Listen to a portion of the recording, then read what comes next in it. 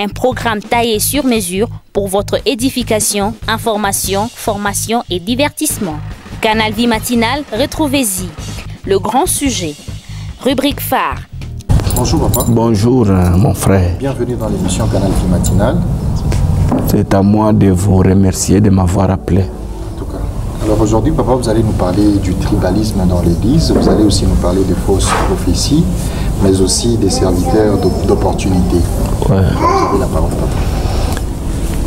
Merci. Je ne saurais pas aborder toutes ces questions sans saluer l'homme de Dieu, le pasteur Calabo, en qui nous avons beaucoup de respect. Et aussi toute l'équipe de Canal de Vie, où d'une manière ou d'une autre, nous sommes devenus enfants maison. Que Dieu vous bénisse et qu'il continue à vous protéger, surtout dans ce monde où si on n'a pas Dieu, si on n'a pas le soutien de Dieu, ça devient compliqué.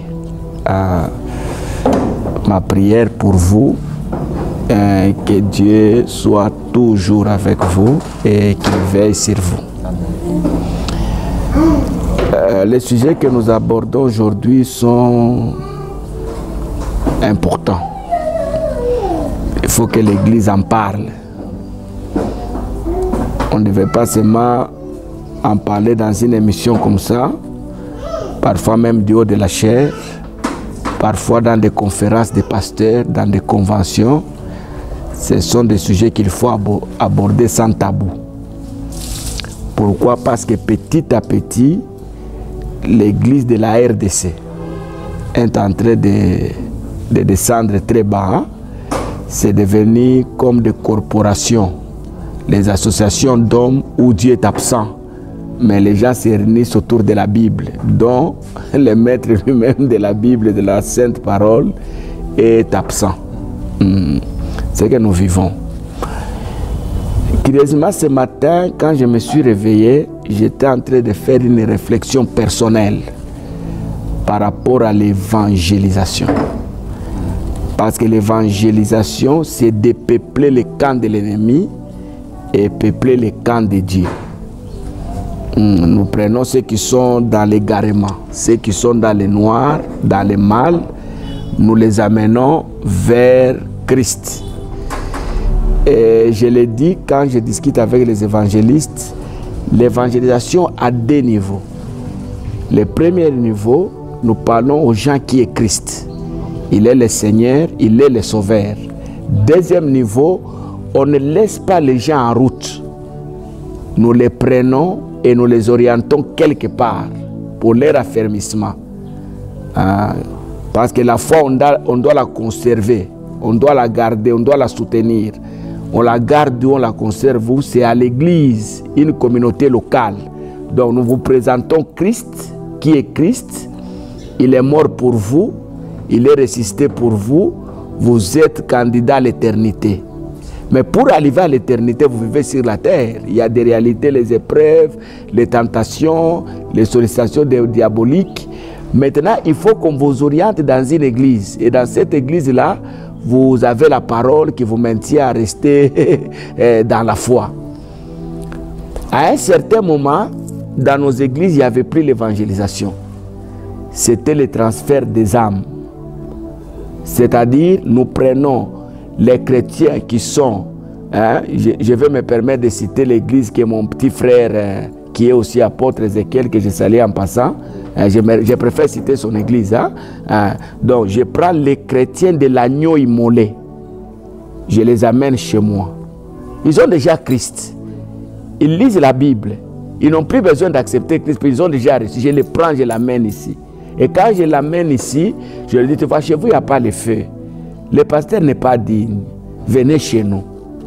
Et lui aussi, il vient prendre les chrétiens de la manne cachée, il les amène chez lui. C'est le transfert des âmes comme le joueur de Real qui va chez Barcelone, va chez Arsenal, ainsi de suite. Maintenant, quand vous regardez aujourd'hui, l'église, je parle de l'église au Congo. L'église au Congo est en train de traverser une crise.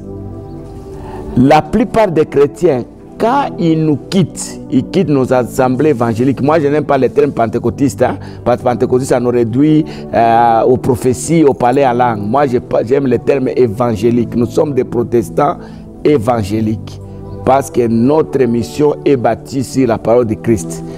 Alors, vous allez voir que nos chrétiens, hein, quand ils sont dessus, Shadrach, ils ne vont pas chez les autres églises pentecôtistes. Ils ont tendance à regagner les églises traditionnelles, dont je ne vais pas citer ici. Hein. Ils avaient déjà quitté là-bas parce qu'ils sentaient que chez les réveils, chez les indépendants, chez les évangéliques, il y avait la vie. Parce que le christianisme, c'est la vie. Le christianisme est différent de la religion. La religion, ce sont des pratiques. Mais le christianisme, nous vivons Christ. Ce que Christ a dit, nous le vivons. C'est ça le christianisme. Alors tu vas voir que les gens qui avaient quitté l'autre fois les églises dites mortes, hein, vous connaissez déjà de quoi je voulais parler, ils venaient chez nous. Maintenant, ces gens-là ont tendance, quand ils sont frustrés chez nous, au lieu d'aller chez nos églises sœurs, ils préfèrent rentrer chez les traditionnels. Et voyez ce que les traditionnels ont fait. Les traditionnels ont copié tout ce que nous on fait. La manière de donner, la manière de chanter, même les gens qui prêchaient calmement, maintenant ils commencent, même en soutane, ils prêchent en sautant. C'est-à-dire les chrétiens ont appris à envier quelque chose de chez nous. Quand vous les frustrez, dites, vaut mieux que je fasse quoi? Je rentre. Et j'étais en train de faire cette réflexion. Je dis hier, on prenait chez le diable, on amenait chez Christ. À un certain moment, notre comportement, on a trouvé qu'il y avait des impudiques, il y avait des ivrognes, il y avait des menteurs, des tribalistes, les gens qui s'empoisonnaient. Les gens ont commencé à prendre chez les voisins, ils l'amènent chez lui. Et aujourd'hui, il est même difficile de prendre même chez les voisins, parce que celui que vous voulez prendre dit non, non, que je rentre seulement là où j'étais. Parce que ce que j'ai vu maintenant, là où j'étais, je ne les voyais pas. Et aujourd'hui, nous avons des choses que nous devons parler clairement. Parlons un peu du tribalisme. Vous savez que le tribalisme, c'est une maladie que nous devons traiter efficacement dans notre pays, surtout lorsqu'il touche l'Église. Aujourd'hui, nous avons des gens qui sont très engagés dans nos églises. Très engagés, vous appréciez leur manière de suivre Christ. Mais quand vous entrez à fond de leur engagement, vous allez seulement comprendre que la motivation, c'est la tribu. Et vous allez voir si c'est une église communautaire. Quand on remplace le pasteur qui est là, on l'amène ailleurs, cette personne aussi qui y va. Et vous allez voir que même l'évangile ne se donne plus d'une manière correcte. L'évangile devient tendancieux. L'évangile change selon que je suis de telle tendance. Je le dis, je le répète ici, tu as des sentiments. Ma fille a des sentiments. Moi-même, j'ai des sentiments. Mais en tant qu'homme de Dieu, la manière dont toi, qui n'es pas dans le sacerdoce actif, tu peux exprimer tes sentiments, ce n'est pas la manière dont moi je dois exprimer mes sentiments. Parce que les gens que je gère viennent de tous les horizons, de toutes les tendances, de toutes les tribus. Alors si dans mon église, je commence à élever les gens par rapport à ma tribu, hein? Je commence à inviter des pasteurs prêcher à la chair par rapport à la tribu, en ce moment-là, l'évangile n'a plus de place. Et ça, c'est une réalité. Que l'église... Hein, Jésus n'a pas de couleur. Jésus n'a pas de couleur. Au fait, Jésus, il est juif. Hein? Même toutes les saintes écritures, c'est le monde juif. Hein? Quand vous lisez la parole, la Bible, vous allez comprendre que c'est pourquoi il y a même en théologie ce qu'on appelle contextualisation. Je prends les saintes écritures, je l'amène dans le contexte de notre pays. Tu vois, hein? Comme je dis toujours, si Jésus était chez les Song ou chez les Kabines, il n'allait pas dire, on m'a donné le pouvoir de marcher sur les serpents et si les scorpions, parce que là-bas on mange les serpents. On allait dire, mais c'est messieurs, hein? Parce que les serpents avaient une signification chez les Juifs. C'est pourquoi il a donné cet exemple. Je l'ai toujours dit aussi, les vins avaient une signification chez les Juifs. S'il était chez les Bassanga, peut-être, il allait utiliser un autre produit. Hein? Non, on peut contextualiser. Tout à ne pas aller loin. Vous restez dans les contextes, mais en contextualisant. Hein, voyez, donc Jésus lui-même était juif, mais l'évangile n'est pas pour les juifs. L'évangile, c'est pour l'humanité. Hein? Ça me concerne, ça te concerne. Alors, quand nous mettons le tribalisme dans nos églises, à ce moment-là, Jésus n'a plus de place. Et aujourd'hui, vous allez voir que la plupart des pasteurs sont devenus politiciens. Et là, ça devient encore compliqué. Ça, c'est encore un autre sujet. Hein? Et quand un pasteur devient politicien, quand un parti devient tribaliste, tu vas voir que même sa manière de prêcher devient tendancieuse. Vous voyez? Donc ça corrompt tout, ça dérange tout. Hein? Et au Congo, j'ai l'impression que tous les pasteurs deviennent des prophètes. Hein? Tous les pasteurs deviennent prophètes. Si j'aime Shadrach, je donne toujours des prophéties, hein? Qui vont à sa faveur. Tu vois?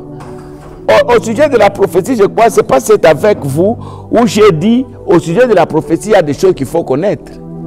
La prophétie elle-même, c'est ainsi dit l'Éternel. Mais il y a aussi la déclaration prophétique. Hein? Moi, je déclare, Dieu ne m'a pas dit, mais par rapport à mon alliance avec le Seigneur, j'ai dit quelque chose. Et Dieu, dans sa souveraineté, comme nous avons toujours, il est derrière la porte de ses frères pour accomplir. Il accomplit ça, mais ça n'a rien à voir avec ce que Dieu m'a dit. Je l'ai dit pas, je vais voir Shadrach évoluer dans la vie. J'ai dit l'année prochaine, je sens que Dieu t'élève. Tu vois? Mais il y a aussi les souhaits prophétiques. J'ai un bon souhait pour Claudine qui est là. Et j'ai dit, je sens au nom de Jésus que l'année prochaine tu seras. C'est un souhait. Peut-être qu'il n'a rien à voir. Et au Congo, nous avons l'impression que tous les hommes de Dieu deviennent des pros. Et ça réduit la valeur de l'Église. Pourquoi?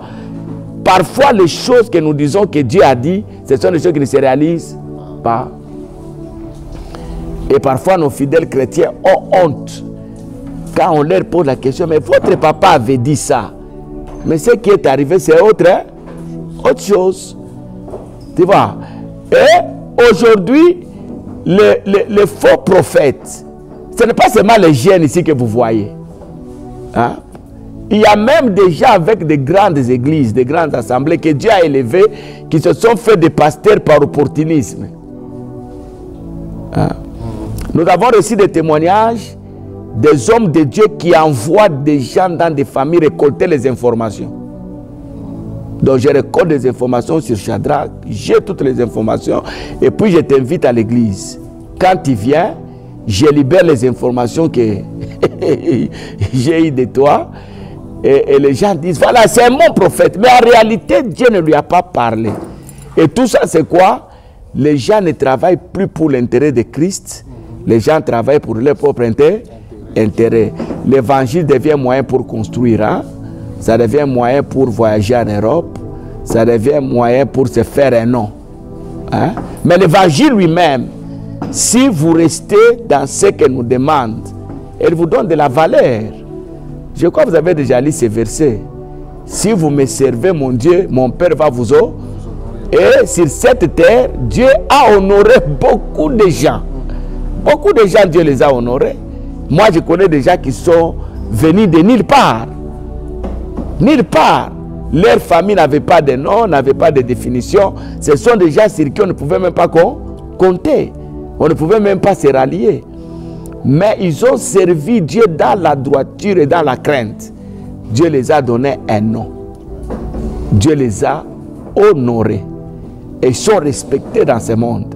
Les dons que Dieu vous donne peut vous donner un nom. Les talents que Dieu vous donne peut vous donner un nom. Ce que vous faites là, Dieu est capable de vous amener jusqu'aux extrémités de la terre. Hein? Ne négligez pas ça. C'est pourquoi nous donnons toujours un conseil. Tout ce que vous avez à faire, faites-le très bien. Je dis même à mes enfants dans ma communauté, les pasteurs que j'ai, Je dis, chaque fois qu'on vous programme quelque part pour prêcher, prêchez très bien. Parce que votre manière de prêcher peut provoquer notre invitation.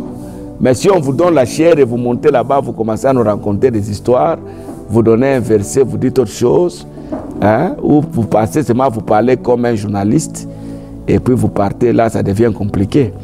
Donc, aujourd'hui dans nos églises, il y a des gens que Dieu n'a même pas appelés.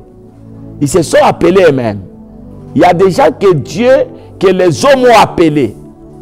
Parce que les serviteurs, nous en avons de 3 sortes. Il y a les serviteurs que Dieu a appelés.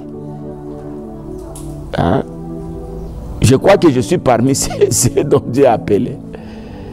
Il y a des serviteurs que les hommes ont appelés. Et ça, c'est fréquent maintenant. Papa veut jouer avec nous. Il croit que c'est lui qui a l'appel. Il croit que l'église, c'est son affaire. Comme il veut monter, nous allons lui montrer ce que nous sommes.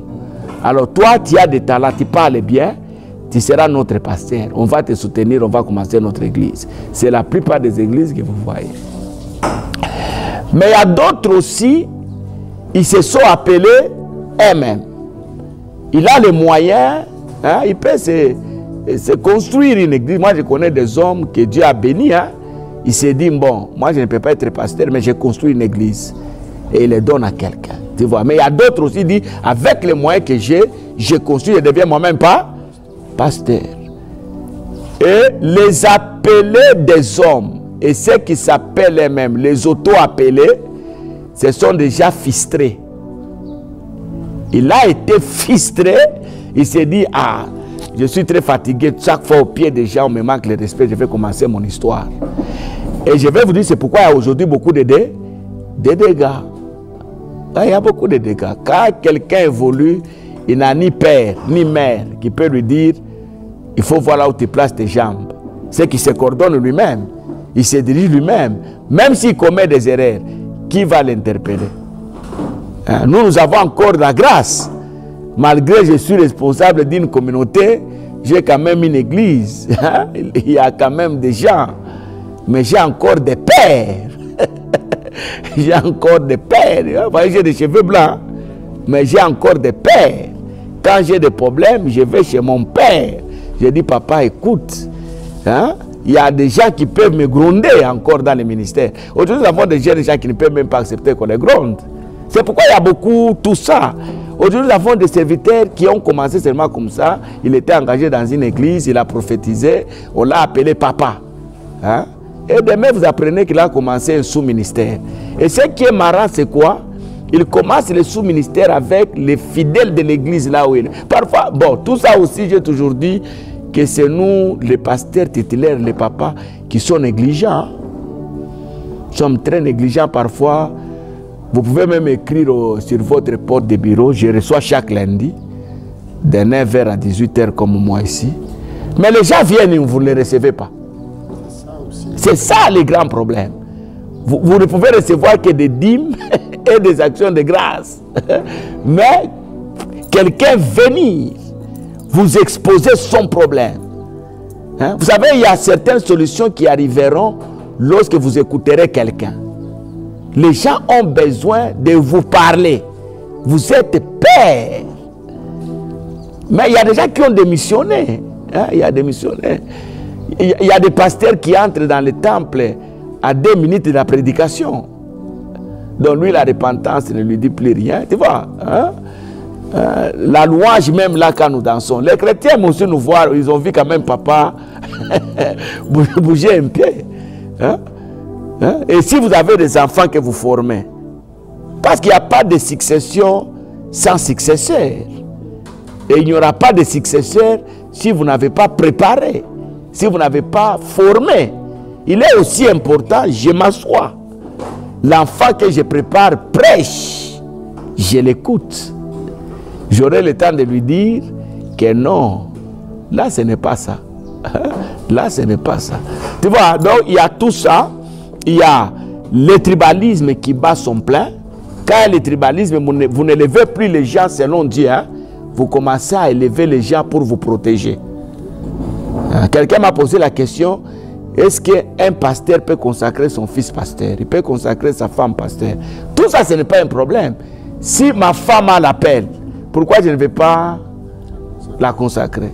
Si mon enfant a l'appel, mais si je consacre mon enfant avec l'idée de dire, quand je ne serai plus là, c'est lui qui va me remplacer. C'est là où il y a les problèmes. Mais s'il a son appel, moi, je ne vois pas un problème. Je ne vois pas un problème. Deuxièmement, dans nos églises, les gens pensent que la prophétie va nous amener des gens. Hein? Donc si on ne prophétise pas, hein, tu vas essayer d'aller à la montagne, aller au désert, passez un peu là-bas. Vous êtes des journalistes, non?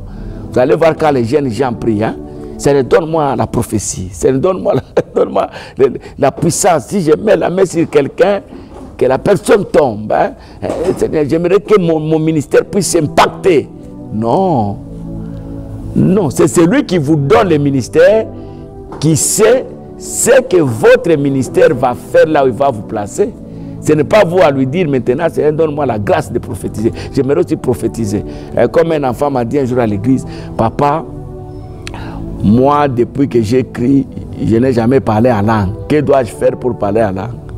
Et tu connais la parole que je lui ai donnée? Je lui ai donné, moi j'ai parlé en langue après 15 ans de ma conversion. Et je me culpabilisais. Nous, on a évolué dans les assemblées charismatiques. Hein? Là où si vous arrivez, les gens prophétisent, les gens parlent en langue. Hein? Et moi, j'étais là, très attaché à mon père dans la foi, paix à son âme. Mais, en train de voir ce qui venait d'arriver, prophétiser, parler en langue. J'allais voir papa. Papa, comment moi, ton fils? Papa me dit, tu ne sais pas que tu as ce que les autres n'ont pas. Les dons de Dieu, ce n'est pas seulement parler en langue. Le jour que Dieu voudra, tu auras toutes ces choses-là. Et après 15 ans, j'ai commencé même à gérer l'assemblée. C'est comme ça, un jour, je sens seulement que j'étais en train de parler en langue. Alors j'ai dit à cet enfant que ces choses-là ne te préoccupent pas. Que le salut, ton salut te préoccupe. Pas les parler en langue, pas les prophéties. Alors aujourd'hui, dans nos églises Shadrach, les gens pensent, et c'est pourquoi vous voyez, il y a des églises partout. Hein? Il y a des églises partout, dans des maisons, parfois dans des conditions inacceptables. Hein? Parfois, quelqu'un n'a même pas... Parce que pour être pasteur, il faut avoir quand même quelques notions. On ne te demande pas d'avoir un diplôme d'État, on ne te demande pas d'avoir un diplôme de théologie. Mais si tu as l'occasion d'en avoir, il faut en avoir. Hein? Mais les quelques notions élémentaires, celui qui gère doit en avoir. Le premier gestionnaire de l'église, c'est le pasteur. Le pasteur doit initier les projets. C'est pourquoi aujourd'hui, vous voyez beaucoup des églises, aucun projet. Des années, l'église n'a ni école, l'église n'a ni centre de santé, l'église n'a rien. L'église vit seulement des offrandes. Mais les offrandes là, c'est combien? C'est comme ça les gens se divisent. Ils pensent que le pasteur titulaire prend tout. Mais il ne prend rien, il n'y a rien. Je dis toujours à l'église, ne voyez pas la manière dont on a caché les paniers. Ne pensez pas qu'il y a des gros billets là-bas. Si vous ouvrez, même les enveloppes de dîmes quand on donne, aujourd'hui il a reçu beaucoup d'enveloppes, mais à l'intérieur il y a combien? Mais quand vous avez quelques notions, vous pouvez faire face à toutes ces réalités. L'église et ses réalités. L'église et ses réalités. Hein? Aujourd'hui, tu peux en avoir, demain tu n'as pas. N'est-ce pas en français on dit que tous les jours ne sont pas dimanche. Hein? Hier ce n'est pas aujourd'hui. Hier je peux avoir, aujourd'hui je n'ai pas. Mais si aujourd'hui je n'ai pas, il faut que ce que j'ai hier m'aide à couvrir aujourd'hui. C'est là où il y a l'enseignement des saisons spirituelles. Hein? Il y a les saisons de médiocrité, il y a saisons d'abondance. Tu vois, il y a des saisons où même Joseph a dit au roi, les 7 années qui viennent, ça sera des années d'abondance. Et vous savez que nous tous, nous passons par cette saison-là. On vous donne sans demander. Hein? Les mêmes jours comme ça, on vous donne ici $100, $100, $100. Mais vous pouvez avoir fait 2 ans sans que quelqu'un vous donne même $10. Hein? Mais qu'est-ce que vous avez fait avec les $100 qu'on vous avez donné? Comment vous avez fait ça? Un pasteur doit avoir tout ça. Vous savez, il y a des saisons où, parce qu'il y a 4 saisons, il y a des saisons où, si vous mettez seulement en prière, vous sentez que Dieu est à côté de vous. Entrez seulement dans la présence, vous commencez, alléluia, vous sentez que Dieu est là. Et vous avez aussi des saisons, vous pouvez faire 3 heures en train de prier, vous ne sentez pas la présence de Dieu. Ce sont des saisons qu'il faut gérer. Il y a des saisons de problèmes. Hein? Des saisons de problèmes. Vous perdez des êtres chers. Hein? Vous perdez le travail. Dans le mariage avec votre mari, ça ne va pas. Avec votre femme, ça ne va pas. À l'église, vous sentez que ça ne va pas. Au fait, les combats viennent de partout. Mais c'est une saison. Mais il y aura aussi une saison où tout le monde vous respecte. Les saisons se gèrent avec des saisons. La saison sèche se gère avec la saison pluvieuse. Quand j'ai beaucoup récolté, je mets dans les dépôts. Quand le temps de chasseresse arrivera, je vais manger ce qui était dans les dépôts. Alors, pour avoir tout ça, hein, il faut avoir quelques notions. Et aujourd'hui, avec la technologie, vous avez la possibilité d'étudier sans partir à l'école. Moi, je ne peux pas comprendre un pasteur qui a même du mal à expliquer ce que signifie bénédiction. Qu'est-ce que signifie bénédiction? Il a du mal. Hein? Il a du mal à expliquer qu'est-ce qu'est un péché. Hein? Est-ce que vous savez que garder la saleté là où vous vivez, c'est un péché? Même sur votre corps, celui qui ne se lave pas, il est dans le péché. Vous savez ça? Hein? Les gens pensent que le péché, c'est seulement faire le mal contre quelqu'un. Mais quand votre corps là, qui est le temple de Dieu, vous mangez en désordre. Hein? Hein? Vous mangez en désordre. Il y a des gens qui mangent partout. Hein? Il y a des gens qui mangent tout. Aujourd'hui, il y a trop de maladies comme diabète, tension. Ce n'est pas le diable. C'est lié à des histoires que nous mangeons. Il ne faut pas chasser le diable là où il n'est pas là. Il ne faut pas voir les sorciers là où ils sont absents. C'est pourquoi à l'église, le pasteur doit avoir une formation. Hein? Une formation, même parascolaire. Tu as eu des choses que tu n'as pas eu la grâce d'aller à l'école. Tout le monde n'a pas eu cette grâce-là. Hein? Et aujourd'hui, dans nos églises, nous commettons beaucoup d'erreurs. Un pasteur vient, un serviteur vient, vous dit, j'étais là-bas. Vous le recevez chez vous, vous n'avez même pas le temps. Ah non, nous les pasteurs, nous commettons beaucoup d'erreurs. Vous n'avez même pas le temps de vous informer. Mais comment quelqu'un avec cette connaissance, cette manière de prêcher, il peut quitter facilement là où il était pour venir chez nous? C'est qu'il y a eu un problème. Et je ne peux pas aller voir son papa là où il était, lui poser la question, mais comment Luc a quitté chez toi et est venu chez moi? Comment Marc vous a laissé les venir chez nous? Le problème c'est quoi, Claudine? Nous voulons que notre église soit pleine, remplie. Vous voyez la foule qui est là-bas, c'est ce qui nous tue. Hein? Aujourd'hui, il y a même des gens qui cherchent des gris-gris pour avoir beaucoup de filles, des fidèles. Mais ça, c'est l'église de la terre. Combien tu amèneras au ciel? Prêcher la prospérité, ce n'est pas mal. Est-ce que tu as déjà prêché l'évangile du salut? Tu as parlé de la repentance. Tu vois, toutes ces choses-là, c'est ce qui font aujourd'hui que notre église n'a plus de valeurs. On ne nous respecte plus. Parce que l'église protestante, nous sommes des protestants, non? L'église protestante, sa nature, c'était l'attachement à la parole du Seigneur. Et le principe, c'est 3. Seule la grâce sauve, hein? Seule la foi sauve, seule les Écritures sauvent. C'est ça l'église protestante. Nous sommes sauvés par la foi, par la grâce, par la parole. Tu vois? Quand on nous voit, les gens là-bas c'est la parole, là-bas c'est la foi. Contrairement à d'autres églises, ok, là où c'est la tradition, vous allez voir que malgré qu'ils sont dans les erreurs, ils sont restés attachés à leur tradition. Ils n'ont jamais changé. Hein?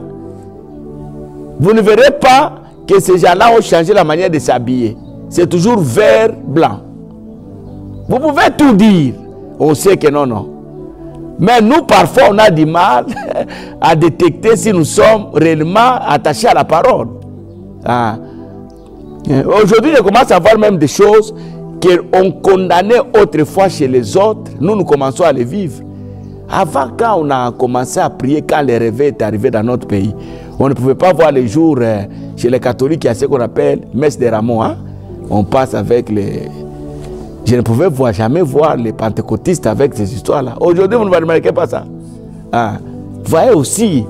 Donc, c'est difficile. Nous changeons. Et Paul dit quelque chose dans Galates que j'aime beaucoup.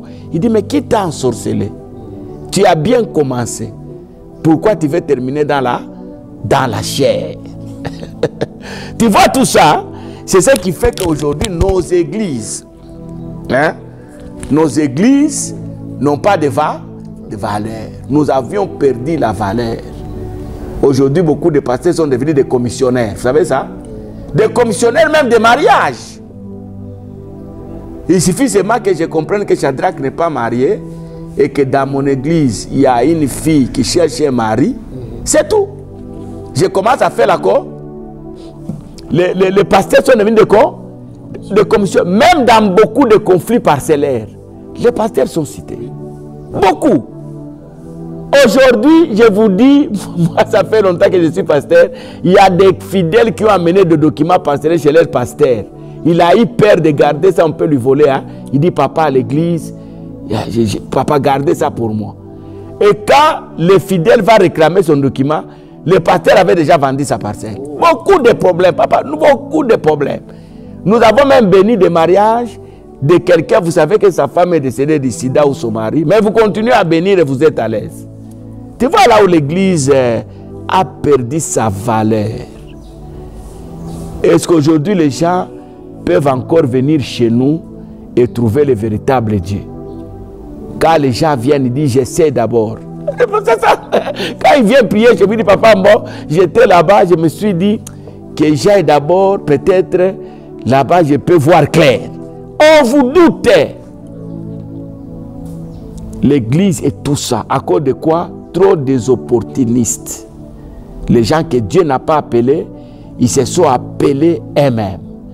Parfois, les gens que Dieu a appelés, mais ils ont constaté que la bénédiction tarde. Les promesses n'arrivent pas vite. Ils cherchent d'autres moyens pour avoir ce qu'ils cherchent là. Ok? Et les gens pensent que si je prophétise, c'est alors que j'aurai des gens, j'aurai des partenaires. Et comme nous disons, j'aurai un corbeau. Un corbeau, c'est-à-dire celui qui donne beaucoup. Gros poissons. Hein? C'est comme ça on les appelle. Nous tous, Seigneur, envoie-moi des gros poissons. Seigneur, donne-moi des partenaires. Oui, ils sont là. L'église ne peut pas évoluer sans partenaires. Toutes les églises que vous voyez ont des partenaires. Mais ces partenaires que Dieu vous donne, c'est pour que votre corps se développe ou c'est pour que l'église se développe. Vous voyez? Et ce qui entre dans les paniers, c'est pour réaliser vos propres projets, vous pasteurs, ou c'est pour réaliser le projet de l'église. Ok? Et aujourd'hui, dans nos églises, les gens pensent que je serai à l'aise là où le pasteur est de ma tribu. Et les gens ont tendance... Beaucoup de gens se sont mariés par rapport à leur tribu, mais ils pleurent. Ils regrettent même. Moi, j'ai rencontré quelqu'un qui m'a dit, je voulais épouser une femme d'ailleurs, mes parents m'ont imposé quelqu'un de ma tribu. Regarde maintenant ce que je vis là. Et j'ai toujours regretté. Quelle est la grande erreur, mon frère, que tu as commis dans ma vie? C'est avoir accepté la femme que mes parents m'ont proposée. Et quelqu'un pleure. Tu vois, mais hein, tout ça, c'est ça l'église aujourd'hui. Et nous, qui prétendons être dans la vérité, hein, nous là qui croyons que je suis encore avec le Seigneur, battons-nous pour rester dans la vérité. Quel que soit le prix. Si vous êtes dans la vérité, les gens ne vont pas vous aimer. Hein? Les gens vont vous détester. Aujourd'hui, il y a toutes ces histoires ici avec la cabale juive. On ne va pas y entrer aujourd'hui. Il y a des gens qui sont dans des écoles. Il y a des pasteurs occultistes. Toutes ces choses-là, on ne peut pas avoir honte de les dire. Mais nous là, les restes là, on peut être même à 2, on peut être à 3, on peut être à 10. Si nous croyons que moi je suis encore dans la vérité, que dois-je faire? Je dois me battre, quels que soient les prix. Ma bénédiction arrivera. Quel que soit le temps que ça peut prendre, ça arrivera. Dieu fait chaque chose bonne en son temps. Le problème, ce n'est pas le moment où vous avez eu votre bénédiction. Le problème, qu'est-ce que vous avez fait avec ce que Dieu vous a donné? Il y a des gens qui ont eu beaucoup d'argent hier. Leur argent les a aidés à avoir le sida. Vrai ou faux? Leur argent les a aidés à s'égarer, être loin de l'évangile. Il est entré en retraite, il n'entre plus en retraite. À 17h, quand vous passiez chez lui, vous le trouvez en dessous de l'arbre en train de méditer la Bible. Il ne médite plus la Bible. Il préparait la parole qu'il va donner le dimanche. Vous le trouvez là en train il lit dans cette version, dans cette version. Aujourd'hui, s'il est programmé le dimanche, il est à l'internet. Hein? Il prend un résumé. Il ne sait même pas celui qui a fait cet résumé-là, ce résumé, il est de quelle théologie. Et vous prenez, vous communiquez ça à votre peuple. Tu vois mon frère, donc il y a tout ça que l'Église au Congo, je parle de la RDC, j'ai toujours dit que le salut de notre pays, c'est Dieu. Pourquoi? Parce qu'il est écrit, heureux la nation dont l'Éternel est Dieu. L'église doit être... Lorsque l'église devient problématique, tu vois, rien ne va marcher. Si les gens peuvent se battre à l'église, mais dans la société, ça sera comment? Dans une réunion comme ça, le dimanche, après qu'il l'ancien et le diacre, le pasteur et son adjoint, l'apôtre et le prophète se battent. Maintenant, au stade de foot, ça sera comment? Tu vois, donc tout ça, les opportunistes, ils ne savent même pas ce qu'ils sont. Il est capable d'abandonner le programme de l'église pour aller assister à un match. Tu vois, il ne sait pas ce qu'il est. Un opportuniste, c'est lui qui ne sait pas ce qu'il est. Il se fait passer pour ce qu'il croit être. C'est ça un opportuniste. C'était ça même mon sujet de TFC en théologie. Les opportunistes évangéliques, qui sont nombreux. Regardez même sur Internet, hein, il y a maintenant beaucoup de pages des églises, et quand vous suivez, vous ne sentez rien. Vous savez, même ici à Lubumbashi, certainement la tendance était que chaque église puisse avoir une tranche d'émission dans une chaîne. Aujourd'hui, nous sommes bénis, hein, il y a beaucoup de chaînes, hein, beaucoup de chaînes de radio-télévision. À l'époque, il y en avait 3 ou 4. Moi, je connais même des pasteurs qui demandaient aux promoteurs de ces chaînes-là de remplacer, d'enlever un pasteur qui avait déjà sa tranche, qu'on lui mette lui. Moi, je voyais à l'époque là. Hein? Moi, je connais des pasteurs qui ont allé solliciter, acheter la parcelle là où l'autre est locataire. Tu vois, moi, je suis locataire ici. Tu laisses toutes les parcelles là où tu peux laisser là. Tu vas solliciter chez mon bail et dire, non, moi, je vais... Lui, il paye combien? Je vais te donner le double. Ça s'est passé ici dans la ville. Et c'est pourquoi aujourd'hui les poisons. Hein? Les poisons c'est quoi? Le poison ça signifie j'enlève celui qui me dérange. C'est ça le poison. Je l'enlève, je ne vais plus le voir dans mes yeux. Mais les gens n'ont même pas pitié des gens qui sont derrière cette personne que vous venez de tuer. Prenons seulement un cas. Vous tuez un pasteur par le poison. Mais vous avez dérangé beaucoup de choses, non? Vous n'avez même pas pitié de son Dieu. Je ne vais même pas parler des hommes, de Dieu. Parce que quand Dieu installe quelqu'un, Dieu a confiance dans cette personne-là. Et pour que Dieu arrive à installer quelqu'un, Dieu a travaillé. Il a créé un climat de confiance entre lui et la personne qu'il veut installer. Maintenant, vous venez... Vous tuez cette personne-là, vous mettez Dieu dans quelles conditions? Vous avez compris ça? Vous avez mis Dieu dans quel corps? Il y a des églises, des visions qui se sont arrêtées parce qu'on a tué les pas. Mais ici, il y avait une église. Mais vous n'avez pas appris Le pasteur là, on l'avait empoisonné. Vous n'avez pas pitié de sa femme. Vous savez, il y a certaines femmes, elles vivent parce qu'elle a un mari. À l'absence de son mari, elle ne peut rien faire. Vrai ou faux? Donc si le mari part, vous bloquez la vie de quelqu'un. Il y a des enfants qui étudient parce que leurs parents sont en vie. Je le dis toujours à l'église. Vous savez, si vous allez, il y a ce qu'on appelle les chègues là. Beaucoup de chègues, les gens pensent qu'on les a chassés, ils ont des sorciers. Ils disent non, c'est pas ça. Les gens véhiculent seulement des choses pour véhiculer. La plupart là, soit les parents ont été responsables, soit les parents sont partis et il n'y a personne qui a pris la charge de ses enfants. Mais Chantal, je vais te dire une chose. Parmi ces enfants-là, si les parents étaient responsables ou si les parents étaient en vie, beaucoup devaient avoir le niveau que tu as. Beaucoup devaient faire l'université. Beaucoup devaient être des partenaires dans ces églises. D'ailleurs, la plupart des gens, là, si là, la grâce de Dieu passe par lui, il s'est converti, ça devient des grands pasteurs, avec des témoignages vivants. Mais nous avons des témoignages de pasteurs qui disent, moi, je dormais dehors.